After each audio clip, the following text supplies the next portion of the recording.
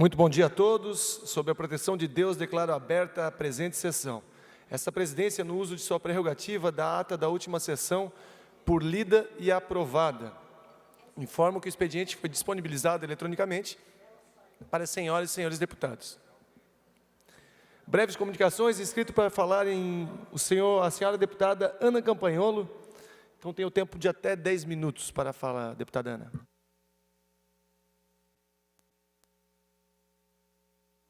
Obrigada, senhor presidente. Eu quero começar o meu pronunciamento de hoje exibindo um vídeo e que os senhores prestem atenção no caráter, no comportamento, o que acham dessa pessoa, se ela parece ou não uma pessoa extremista. Por favor. I go around universities and have challenging conversations, and because that's what is so important to our country, is to find our disagreements respectfully, because when people stop talking, that's when violence happens. I've never seen someone do this. Well, it's a growing trend because people like me are facing violence, assaults, the left. Yes, the campus Antifa. I've been stormed out of restaurants. I've been assaulted publicly, multiple death threats. Okay, so what's your goal in all this? There's more people that agree with me than some people would actually believe, and they come out of the woodwork when I do stuff like this. We record all of it so that we put it on the internet so people can see these ideas collide. When people stop talking, that's when you get violence. That's when civil war happens, because you start to think the other side is so evil and they lose their humanity. Bom, senhores deputados, esse é o jovem Charlie Kirk. Ontem ele estava debatendo ideias e um esquerdista o assassinou brutalmente com um tiro no pescoço. Vocês acham que esse rapaz representa os extremistas? Porque você vê, ele queria debater ideias e a esquerda, sua opositora, o assassinou brutalmente. Não trouxe o vídeo aqui para a tribuna porque é uma barbárie. O que ele fazia, afinal? Ia para as universidades, colocava um banquinho e mobilizava outras pessoas, conservadores, de esquerda, de direita, liberais, para discutir ideias. Mas olha só como a Rede Globo o descreve. Coloca aí, por favor, a manchete da Rede Globo. Quem é Charlie Kirk, extremista ligado à invasão do Capitólio? Influenciador de extrema direita. Esse rapaz que vocês viram ali falando com calma, com elegância, que na verdade é o suprassumo da civilidade, não levantava nem a voz quando debatia com as pessoas, é retratado pelo Globo como um extremista. E o que isso tem a ver? Tem a ver que a esquerda retrata seus adversários, que são civilizados, honestos, decentes, como extremistas para de antemão justificar o assassinato desses. Para desumanizá-los, para dizer que eles, quando brutalmente assassinados, quando executados ao ar livre, na verdade só estão recebendo o que merecem. É isso que a Globo quer dizer, que os extremistas como ele merecem o assassinato que sofreram. Extremistas, na verdade, são esses militantes que trabalham em jornais assim e que, de antemão, preparam o caixão dos seus adversários políticos. Quer ver quem mais é extremista? Eu vou colocar aqui para vocês um influenciador de esquerda brasileiro. Pode colocar a próxima imagem. Esse é o Jones Manuel. Ele já foi influencer do Caetano Veloso e defendia em 2020, defendia que algumas pessoas deviam morrer, sim, pela ditadura revolucionária. Algumas pessoas vão ser mortas pela revolução. Ele é contra a pena de morte, mas no caso, para defender os ideais de esquerda, em 2020 ele é a favor. E agora, ontem, ele comemorou, olha só, ele comemorou a morte de um jovem de 31 anos, pai de 2 crianças pequenas, que nunca sequer levantou a voz para alguém, nunca entrou em vias de fato com alguém. Foi agredido, cuspido. Olha ali o que diz o Jones Manuel. Esse é o maior influenciador de esquerda do Brasil hoje, um dos maiores.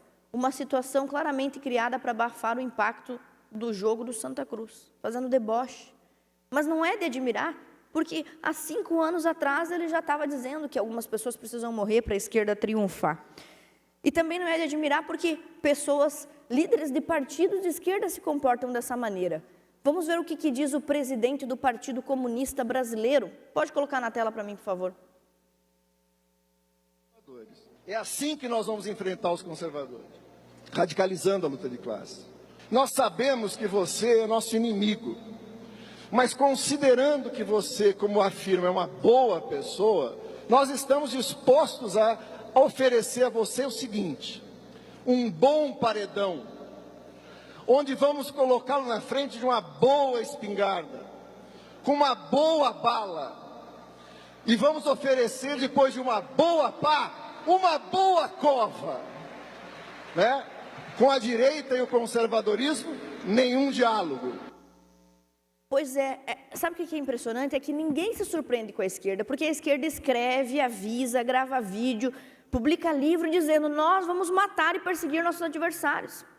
A ética, a moral revolucionária é completamente diversa da moral burguesa, da moral cristã, de qualquer lógica moral milenar.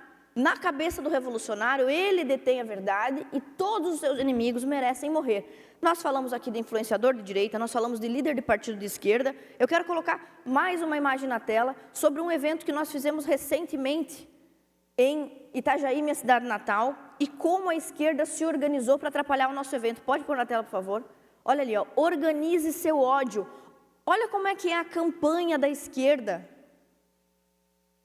para combater um evento dentro de uma universidade. O mesmo contexto em que o Charlie Kirk foi assassinado agora. Univale não pode ser palco para fascista, organize seu ódio. Fizeram uma manifestação lá, violentos, o evento transcorreu tranquilamente das 9 às 18 horas. Quando chegou uma turba, esses caras aí que vocês estão vendo na imagem do meio, violentos, xingando, chamando as pessoas de fascistas, nem sabem o conceito de fascista, nem escrever sabe esses analfabetos, ali, universidade, faltou o R de razão ali, faltou o R de respeito, evidentemente. Fizeram de novo, bota a próxima imagem, por gentileza, outro extremismo agora na Universidade Federal do Paraná, contra o advogado Jeffrey Schickini e o vereador Guilherme Kilter. O que eles estavam fazendo novamente? Somente queriam promover um debate dentro de um auditório da universidade. A polícia teve que ser chamada mais uma vez. É muito sério o que acontece no Brasil hoje. É uma escalada de violência, onde a direita e os conservadores, muito obrigada, a direita e os conservadores querem discutir ideias, como eu sempre faço, venho aqui para a tribuna com livros, com argumentos, e a esquerda numa escalada progressiva de violência. Eles só não nos matam, eles só não me matam, porque não tem oportunidade, porque não tem um plano ainda. Mas não duvide que isso aconteça com Nicolas, hoje mesmo recebeu ameaça de morte, incentivado, inspirado nesse assassinato que aconteceu contra o Charlie Kirk. E eu não vim aqui para a tribuna, senhores deputados, você que está nos ouvindo em casa, para pedir por justiça ou por pacificação. Isso é uma mentira. Não existe justiça. Como que você vai fazer justiça para as 2 crianças pequenas que ficaram sem pai agora, porque um esquerdista, doente mental, que é quase um pleonasmo, assassinou seu pai? Como é que você vai pedir justiça para essa esposa, sozinha agora criando esses filhos? Como é que você vai pedir justiça? Nada pode reparar isso. O conceito filosófico de justiça, que tem a ver com reparação, é irreparável. É uma mentira que nós vivemos uma polarização. Eu já cansei de ouvir pessoas na mídia dizendo, deputados, nós vivemos a polarização, temos que pacificar a polarização. Polarização é quando 2 elementos, 2 ideias da mesma natureza disputam o espaço. Nós não estamos falando de ideias da mesma natureza, nós estamos falando de bárbaros, assassinos, uma calhorda, que se pudesse mataria a mim, mataria outros líderes influenciadores de direita, e quando pode mata, como é o caso do Charlie Kirk. É dessa gente que nós estamos falando. Não existe polarização entre a civilidade e a barbárie. A barbárie quer engolir a civilidade, não discutir ideias conosco. Eles não querem discutir se os conservadores são a favor ou contra cotas. Se os conservadores são a favor ou contra o casamento gay, eles não querem discutir isso. Eles querem nos silenciar, isso é evidente, nos prender, nos calar, nos matar. Nós temos 2 visões de mundo antagônicas nesse momento. Uma delas vai imperar, uma delas é a barbárie, o esquerdismo, aliado ao terrorismo islâmico, que eu não consigo entender porque as feministas defendem o terrorismo islâmico.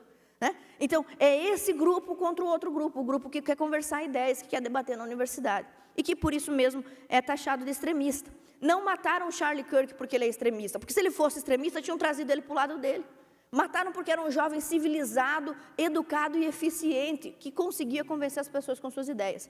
Em 1967, um dos maiores filósofos do Brasil, Mário Ferreira dos Santos, publicou um livro chamado A Invasão Vertical dos Bárbaros. E nesse livro ele elenca qual é o plano da esquerda para destruir a civilidade. O desprezo pela tradição, a valorização de tudo que reduz o ser humano a uma condição animal, a disseminação do mau gosto, da feiura mesmo, obra de arte feia, música feia, vídeo feio, a exploração da sensualidade, a diluição do indivíduo em um coletivo identitário, a busca da afirmação pelo tribalismo, grupinhos, grupelhos de esquerda violentos, a exaltação do criminoso, todo mundo sabe que a esquerda defende, e o empobrecimento da linguagem. Tudo isso está em curso no Brasil e no Ocidente.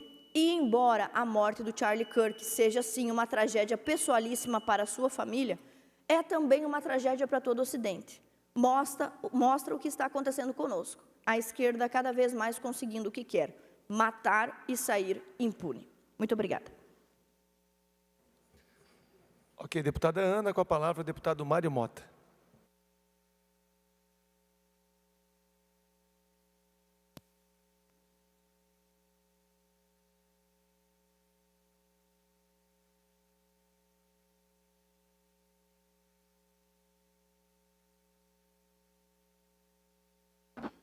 Senhor presidente, demais integrantes da mesa, deputada Ana Campanholo, deputados amigos, a todos os presentes nesta plenária, a todos os que nos acompanham pela TVAL, pela rede social da Alesc, pelo canal do YouTube. Nesta semana estão completando 2 anos os trágicos acontecimentos do rompimento do reservatório R4 da Casan, ali na altura do Monte Cristo.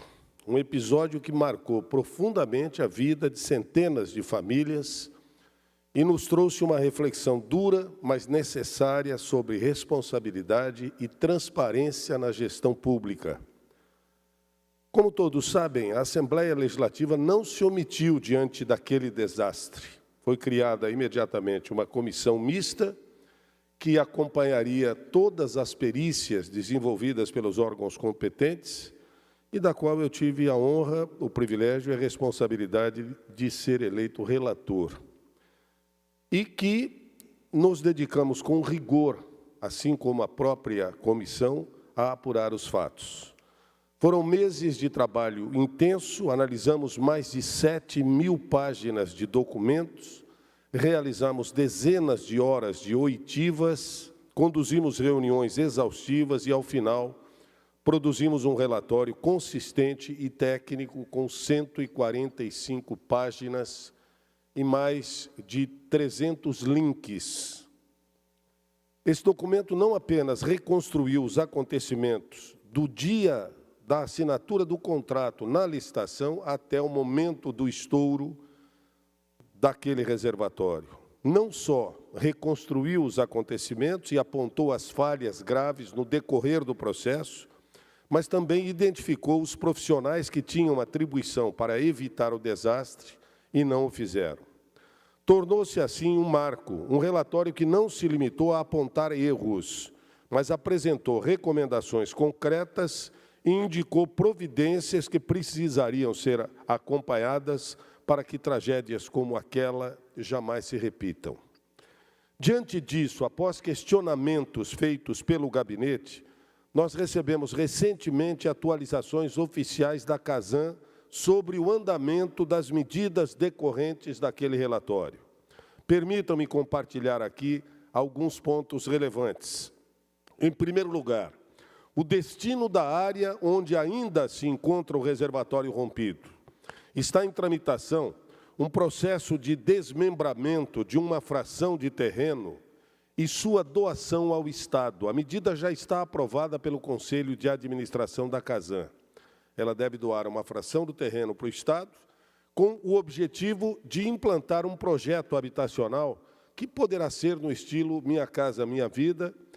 Ali onde antes houve dor e prejuízo, pretende-se erguer um espaço de esperança e dignidade, oferecendo moradia a famílias que hoje ocupam um imóvel pertencente ao Corpo de Bombeiros, já que perderam as suas residências no estouro daquele reservatório. Trata-se de uma iniciativa que nós esperamos seja concretizada em breve. Um segundo ponto, eu destaco as providências para a instauração de processos administrativos disciplinares, PADs, em desfavor de 3 engenheiros que tinham responsabilidades diretas na fiscalização da obra. Esses procedimentos são fundamentais para que não paire sobre a companhia, a Casan, a sensação de impunidade. Contudo, a Casan instaurou os PADs apenas um ano após o ocorrido, em setembro do ano passado, e até o momento eles não foram concluídos. Atualmente encontra-se em fase final de instrução, aguardando a elaboração do relatório da comissão do PAD, seguido do parecer da gerência de compliance e, por fim, a deliberação da diretoria executiva da empresa. Esse é, sem dúvida, um ponto que causa preocupação, assim como aconteceu no caso da sindicância investigativa sobre aquele ocorrido na Lagoa da Conceição, quando estourou uma lagoa de decantação e foi lavando praticamente as residências até o interior da própria lagoa.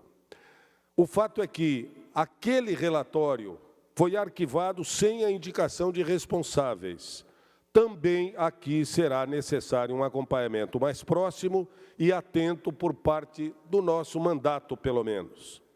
Em terceiro lugar, a Casan, atendendo à recomendação de aprimorar a sua fiscalização, foi essa uma das sugestões e alertas que deixamos no relatório, informou que incorporou às diretrizes do relatório sugestões a um plano de capacitação, elaborado também em cumprimento ao termos de ajuste de conduta firmado entre a companhia e o Ministério Público de Santa Catarina, com o objetivo de garantir que as equipes de fiscalização possuam conhecimento técnico, normativo e legal compatível com a complexidade das atribuições que desempenham. Outro ponto importante foi a atualização do plano de contingência e emergência do sistema de abastecimento de água da Grande Florianópolis, revisado em consonância com as recomendações do relatório.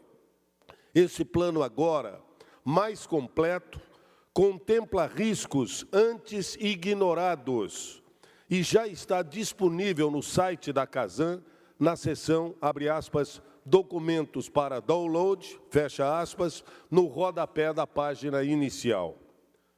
Por fim, senhores, eu destaco a contratação de uma empresa especializada para inspeção e avaliação das condições estruturais de conservação e de manutenção de todos os reservatórios da Casan. Esse trabalho resultou num diagnóstico detalhado, com devidas ações corretivas e preventivas.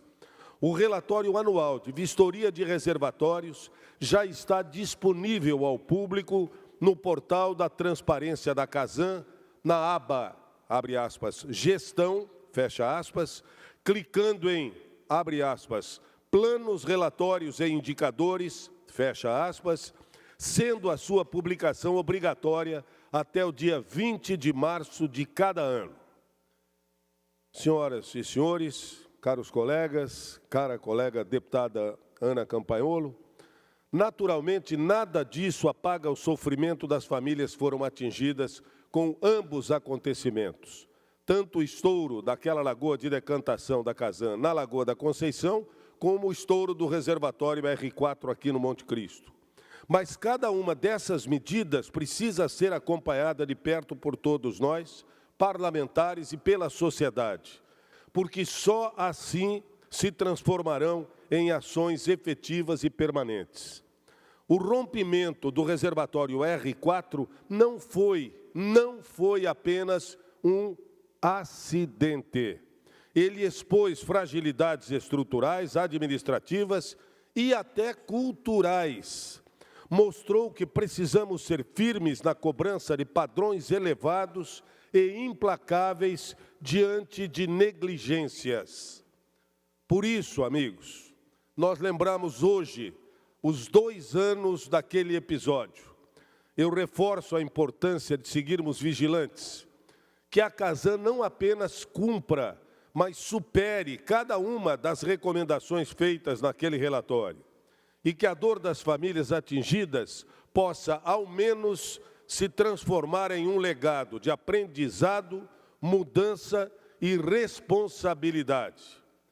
E voltaremos a falar sobre o relatório daquele estouro da lagoa de decantação, de hipodecantação, na Lagoa da Conceição, que foi encaminhado para arquivamento e que solicitamos seja resgatado para uma análise mais profunda.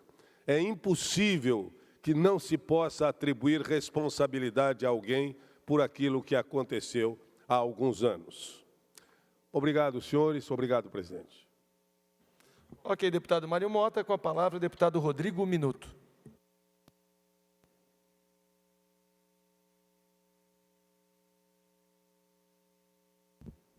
Bom dia, presidente dessa sessão, deputado Fernando.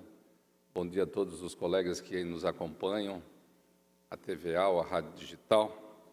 Eu trago um assunto aqui, entendo relevante pelo fato de que a gente tem que dar oportunidade a quem não tem oportunidade.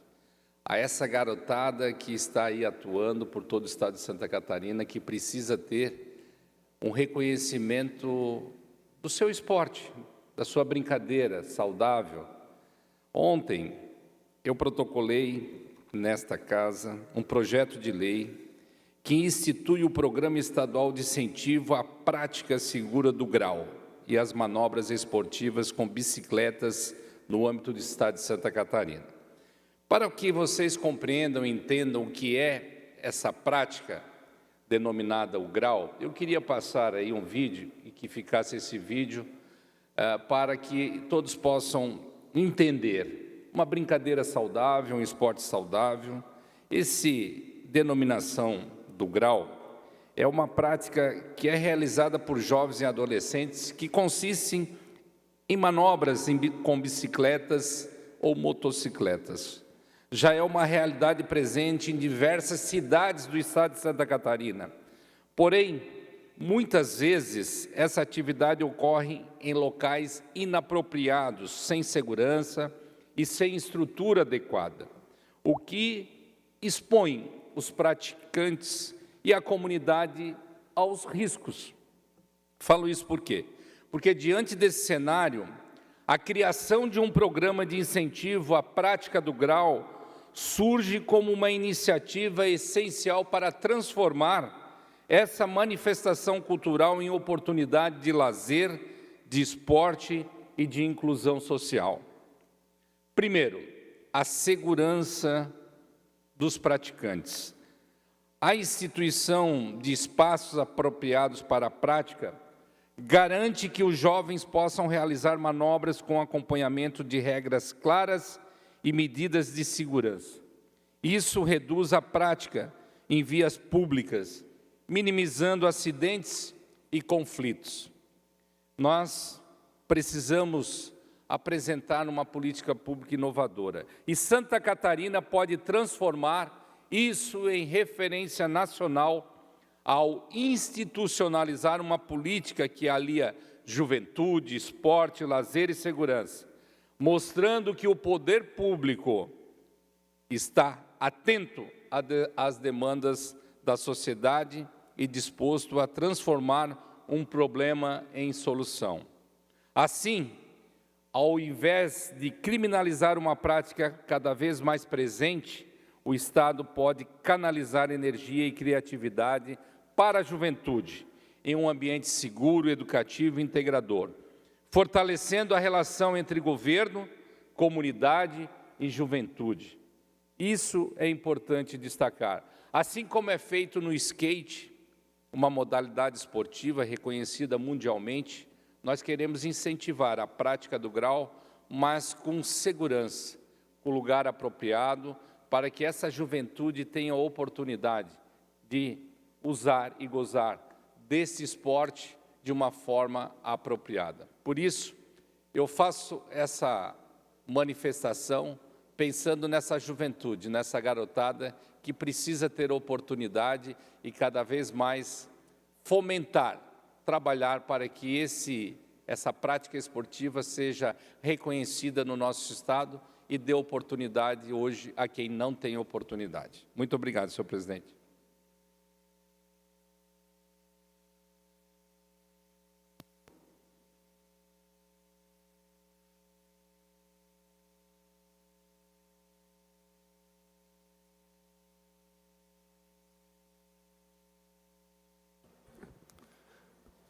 Ok, deputado Rodrigo Minotto.